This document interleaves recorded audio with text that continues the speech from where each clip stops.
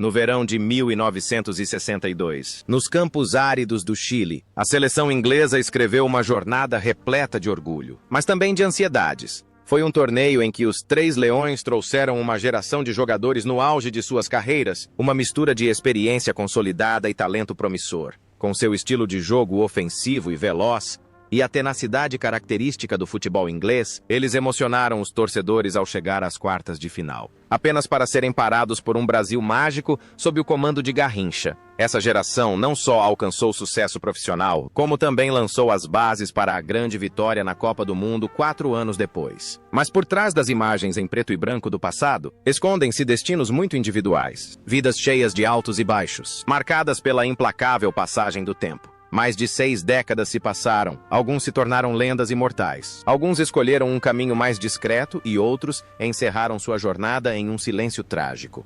Bobby Moore surgiu como um fenômeno aos 21 anos, jogando como zagueiro central. Ele não era do tipo que subjugava os adversários com força bruta, mas sim um artista da defesa com uma capacidade genial de ler o jogo. Com seus românticos cabelos loiros e um comportamento incomumente calmo, Moore parecia antecipar cada movimento do atacante adversário, fazendo desarmes precisos. Suas atuações na casa dos 20 anos demonstraram uma maturidade e compostura notáveis, tornando-o a rocha mais sólida da defesa. Após o torneio de 1962, a carreira de Moore floresceu. Ele se tornou o capitão mais jovem a liderar a Inglaterra na Copa do Mundo de 1966. Ele era a alma do West Ham United, um símbolo de lealdade e cavalheirismo. Fora de campo, Moore era um homem afável, porém reservado, sempre mantendo uma postura refinada mesmo diante de grandes acontecimentos da vida, desde os escândalos injustos em Bogotá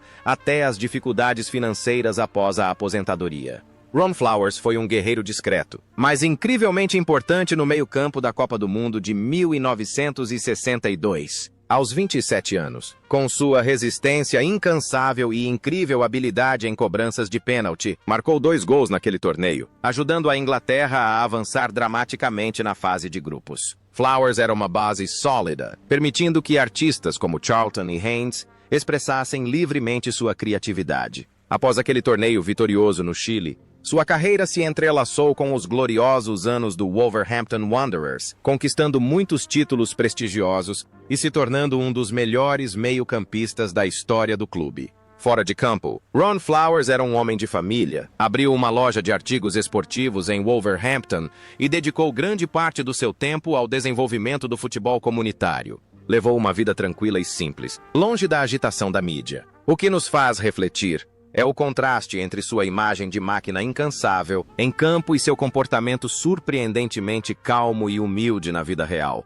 Ron Springett foi o goleiro titular da Inglaterra na Copa do Mundo de 1962. Aos 26 anos, com seu estilo de jogo corajoso e destemido, além de excelente domínio da defesa, teve um torneio espetacularmente bem-sucedido no Chile. Springett foi quem manteve o gol dos Três Leões seguro contra os ataques implacáveis da equipe adversária. Após o torneio, continuou sendo um pilar do Sheffield Wednesday e se tornou um dos goleiros mais respeitados do futebol inglês. Fora de campo, Ron Springett era um homem exemplar. Ele e seu irmão administraram uma empresa familiar após sua aposentadoria e viveram uma vida estável em sua cidade natal. Ele sempre manteve uma filosofia simples: faça bem o seu trabalho e aprecie o que você tem. Sua estabilidade em campo também era o tema principal de sua vida pessoal.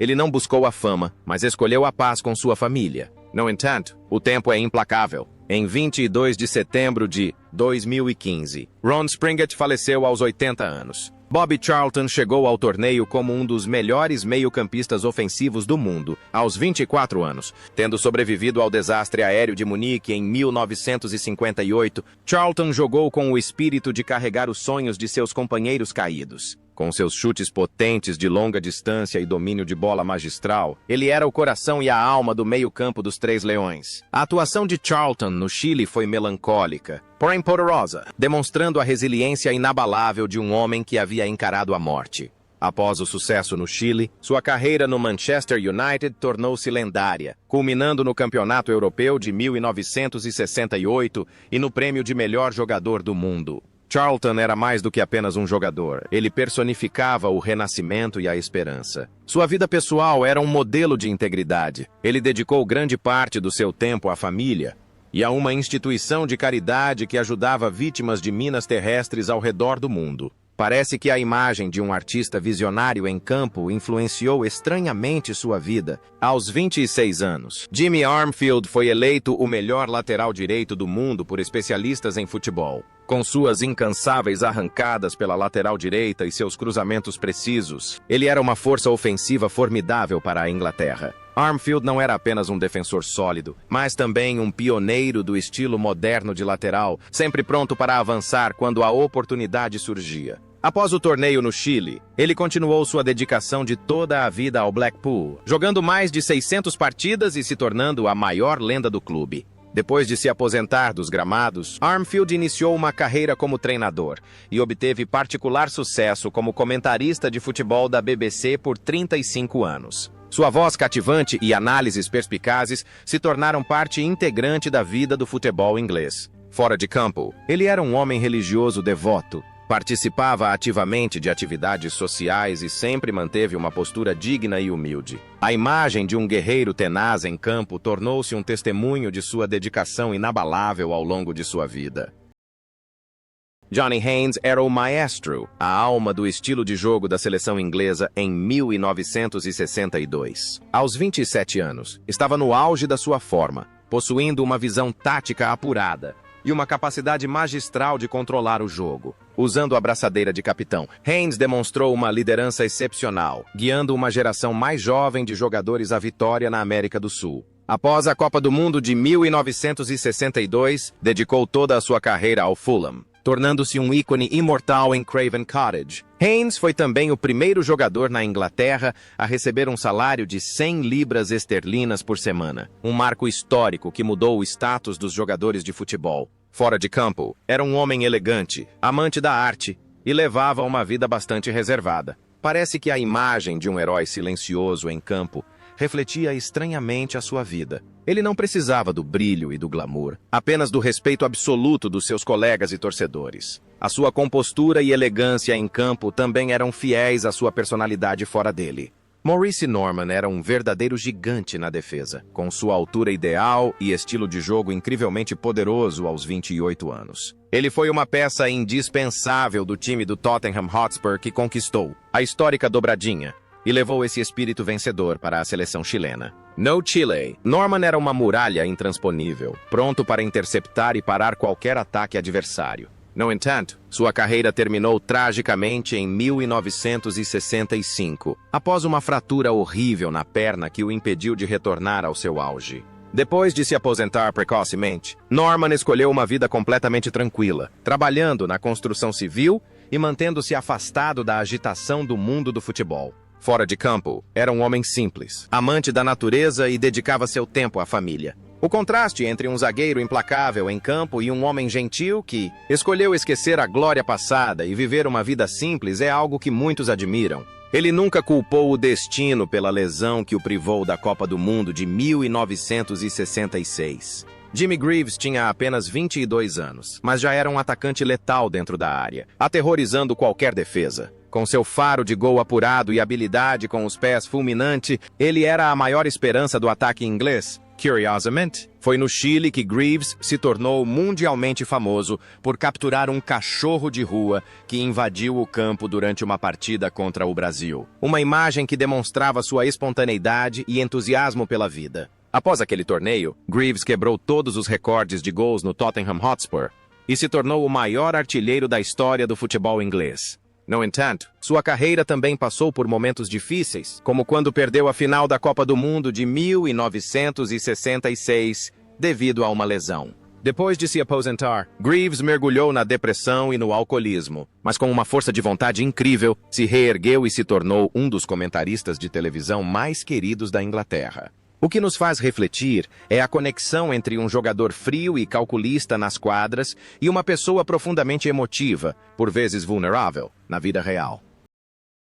Gordon Banks tinha apenas 24 anos e inicialmente era reserva, mas esses primeiros passos prometiam um grande futuro. Ele possuía os reflexos de uma chita e uma excepcional noção espacial. Após a Copa do Mundo de 1962 no Chile, Banks rapidamente se tornou o goleiro número 1 e o maior goleiro da história da Inglaterra, culminando em sua incrível defesa contra a cabeçada de Pelé em 1970. No entanto, a vida de Banks foi repleta de dificuldades. Em 1972, um acidente de carro o fez perder a visão de um olho, forçando-o a se aposentar no auge de sua carreira. Mas, com o espírito de um guerreiro, ele perseverou e retornou aos gramados nos Estados Unidos, provando que nada poderia extinguir sua paixão pelo futebol. Fora de campo, Gordon Banks era um otimista, ativamente envolvido em trabalhos de caridade e uma inspiração para pessoas com deficiência. Sua resiliência inabalável em campo refletia perfeitamente sua vida tumultuada. Jerry Hitchens foi um dos casos mais excepcionais do futebol inglês em 1962. Aos 27 anos, ele foi um dos raros jogadores atuando no exterior, pela Inter de Milão, a ser convocado para a seleção nacional. Com seu estilo poderoso e veloz, além de sua versatilidade na finalização, Hitchens marcou um gol crucial contra o Brasil nas quartas de final. Ele trouxe o espírito do futebol europeu moderno para o tradicional futebol inglês. Após o sucesso no Chile, sua carreira continuou a florescer na Itália, onde era imensamente popular entre os torcedores da Inter e do Torino. Hitchens era um espírito livre, ávido por experimentar novas culturas e sempre vivendo a vida ao máximo. No entanto, sua carreira internacional foi interrompida pelas rígidas regras da Federação Inglesa de Futebol, FA, da época em relação a jogadores que atuavam no exterior. O que nos faz refletir é a conexão entre um mercenário experiente em campo e um coração que ansiava por liberdade fora dele.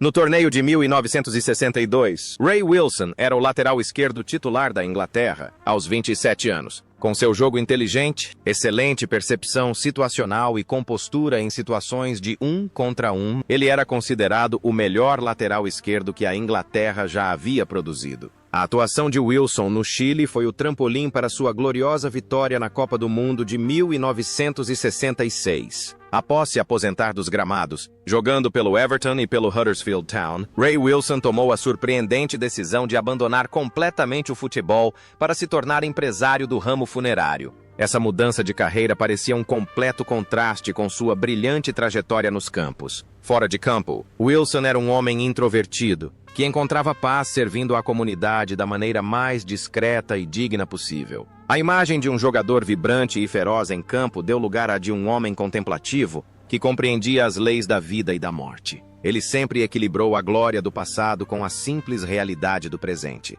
No entanto, seus últimos anos foram uma batalha desigual contra a doença de Alzheimer. Em 15 de maio de 2018, Ray Wilson faleceu aos 83 anos. Sua morte deixou uma dor imensurável. Roger Hunt era um talento promissor de 23 anos. Um jogador reserva estratégico. Embora não tenha jogado muito no Chile, essas valiosas experiências o transformaram em um pilar insubstituível na conquista da Copa do Mundo de 1966 pelo Liverpool. Hunt personificava a eficiência com seu estilo de jogo simples, porém incrivelmente preciso, tornando-se o segundo maior artilheiro da história do Liverpool. Fora de campo, Roger Hunt era conhecido como Sir Roger por seu estilo de vida exemplar e rara humildade para uma grande estrela. Após se aposentar, assumiu a empresa de transportes da família e viveu uma vida tranquila, longe dos holofotes da mídia. Dedicou grande parte do seu tempo a trabalhos de caridade locais e manteve laços estreitos com seu antigo clube. Essa simplicidade em sua vida refletia seu estilo de jogo despretensioso, porém eficaz em campo. Ele não precisava de prêmios para provar seu valor. No entanto, as leis da natureza o levaram. Em 27 de setembro de 2021, aos 29 anos, Bobby Robson era um dos jogadores mais experientes da Inglaterra. Embora uma lesão o tenha impedido de jogar um único minuto no Chile, a influência de Robson no vestiário foi imensa. Seu pensamento tático e suas habilidades de liderança começaram a se destacar desde cedo. Após se aposentar, Bobby Robson se tornou um dos maiores treinadores que o mundo já conheceu, levando a Inglaterra às semifinais da Copa do Mundo de 1990 e alcançando grande sucesso no Porto, Barcelona e Newcastle. Fora de campo, ele era um verdadeiro cavalheiro, um grande motivador e um exemplo de coragem em sua luta contra o câncer por décadas. A imagem de um treinador dedicado em campo parecia estranhamente permear sua vida. Ele sempre se importou mais com as pessoas do que com os troféus. A carreira e a vida de Bobby Robson são uma história épica de um amor eterno pelo futebol. No entanto, a jornada do cavalheiro do futebol finalmente chegou ao fim. Em 31 de julho de 2009, Bobby Robson faleceu aos 76 anos. Sua morte comoveu profundamente pessoas ao redor do mundo, mas a instituição de caridade que leva seu nome continua a ajudar milhares de pacientes com câncer, escrevendo o próximo capítulo de sua história de vida humanitária.